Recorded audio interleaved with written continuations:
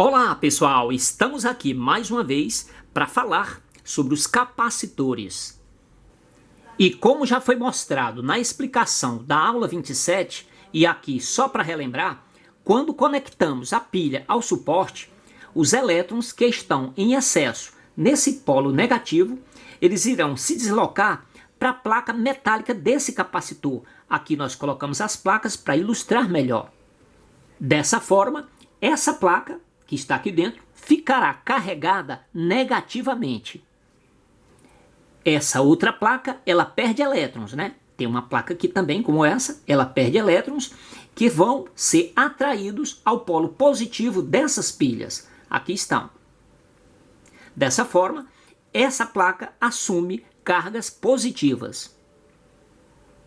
Lembramos ainda que esse fluxo de elétrons que sai dessa placa e vai para o positivo das pilhas é também chamado de corrente elétrica. E dá até para perceber a passagem dessa corrente elétrica pelo LED. Veja, quando conectarmos a pilha, olha o que acontece com o LED. Vamos fazer novamente, mas antes temos aqui que descarregar o capacitor. Ele está carregado, ó. Eu estou colocando aqui os terminais, fazendo um curto-circuito. Aqui, com o ambiente menos iluminado, fica mais fácil perceber, veja. E como você viu, ele acende por um tempo muito curto. E esse tempo está relacionado ao processo de carga e descarga do capacitor. Então, o LED acendeu no instante em que os elétrons que estavam aqui nessa placa metálica se deslocaram para o positivo dessas pilhas. Quando o capacitor estiver totalmente carregado, não haverá mais elétrons nessa placa. Aqui, nessa placa, não haverá mais elétrons e a corrente que passou por aqui, ela cessará. Aqui o circuito é o mesmo, acrescentamos apenas essa peça que é para facilitar a colocação desse capacitor. E aqui, com a colocação dessa pilha no suporte, sabe onde está abarrotado de elétrons? Isso mesmo, aqui nessa outra placa. Pois é, aqui nessa placa está muito cheio de elétrons querendo passar para o outro lado. Mas nós sabemos que entre as duas placas tem um material isolante chamado dielétrico. Esse dielétrico é isolante e a gente sabe que os isolantes não permitem a passagem da corrente elétrica. Mas veja que coisa interessante. Se invertermos as polaridades desse capacitor alternadamente, o LED vai acender. Nós vamos inverter, olha só. Vamos inverter.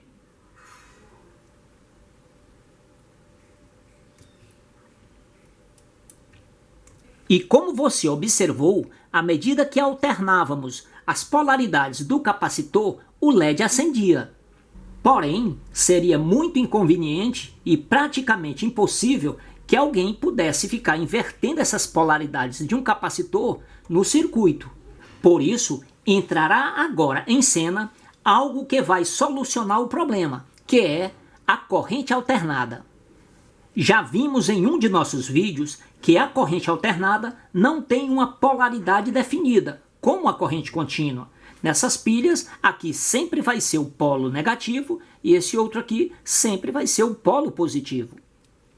Na corrente alternada, os polos vão ficar se alternando em uma determinada frequência, ou seja, em um determinado tempo. Podemos até fazer isso manualmente usando a própria corrente contínua. Aqui nós usamos dois suportes de pilhas, cada um deles para 3 volts, também um capacitor eletrolítico, 2 LEDs e um interruptor, né? É o interruptor de pressão. Isso aqui nós retiramos de sucata. Agora veja que interessante quando movimentarmos o interruptor para um lado e para o outro. Olha só. Durante esse movimento, estamos invertendo as polaridades, ao invés de estar invertendo o capacitor. Dessa forma, ó, para cada vez que o interruptor for acionado, o LED vai acender. E aqui estão os detalhes dessas ligações, caso você queira fazer esse experimento. Então, observe, o polo negativo dessas pilhas se liga ao positivo dessa outra. Ó. O negativo daqui ao positivo daqui. Eles se unem bem aqui e daqui vai para o capacitor, para qualquer um dos polos, não importa. Então, aqui, o polo positivo dessa caixa de pilhas vai para esse terminal do interruptor, é o terminal aqui da ponta direita.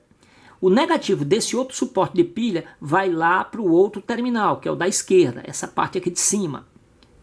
Aqui, na hora da ligação dos LEDs, tem que ter cuidado, porque eles são ligados invertidos, né? O positivo é esse terminal e o negativo é esse. O outro LED já é o contrário, ó. O positivo é aqui e o negativo é aqui. Por que eles estão ligados assim? Porque o LED ele é um diodo, né? Então ele só permite a passagem da corrente em um sentido. Aqui nesses LEDs nós ligamos um resistor de 100 ohms. Esse resistor ele vai limitar a passagem da corrente pelos LEDs, né? Então do resistor vai um fio que se liga ao terminal central do interruptor. E aqui também, como no outro, toda vez que invertermos, né, o interruptor, um dos LEDs vai acender.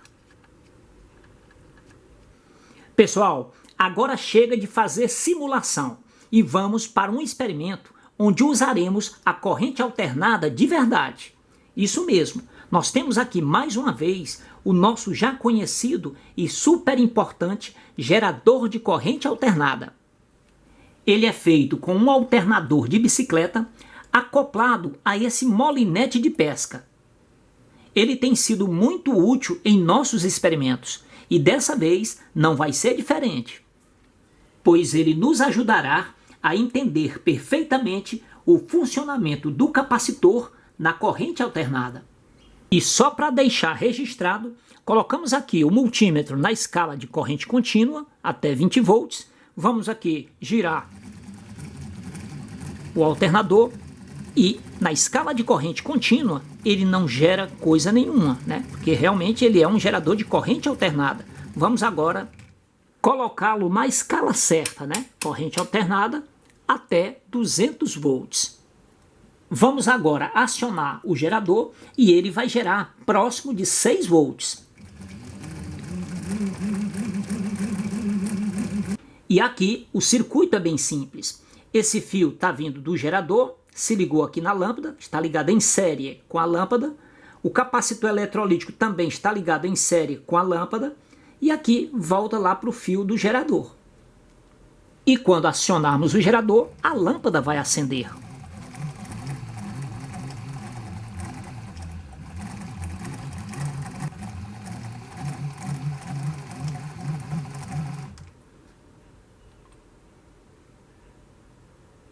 Veja que sem o capacitor, a lâmpada acende, olha só.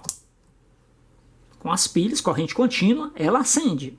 Colocando aqui o capacitor no circuito com alimentação de corrente contínua, a lâmpada não vai acender. Voltando agora para a corrente alternada do alternador, a lâmpada vai acender. Importante dizer que a corrente alternada não está passando pelas placas do capacitor. Aqui, ó, ela não está passando por essas placas, até mesmo porque entre elas tem um material isolante.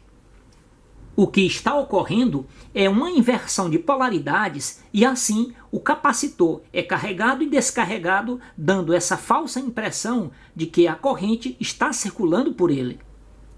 E em algumas condições isso pode até ocorrer, ou seja, a corrente passar de uma placa para outra. Mas nesse caso, o capacitor está com problema e deve ser trocado, pois ele está com fuga e dessa forma ele não consegue carregar. Lembramos ainda que é dessa forma que os capacitores funcionam na maioria dos circuitos, mesmo que esses circuitos não sejam alimentados por corrente alternada, pois lá aparecerão os transistores que juntamente com resistores e capacitores farão todo esse processo, mas isso ficará para uma outra aula. E é isso, pessoal, esperamos ter sido mais claro com essas explicações. Agradecemos imensamente o apoio de cada um de vocês. Continuamos pedindo aos que ainda não são inscritos em nosso canal que por favor se inscrevam, pois essa é a melhor forma de nos motivar para que possamos fazer com que esse trabalho continue cada vez melhor. Um grande abraço a todos.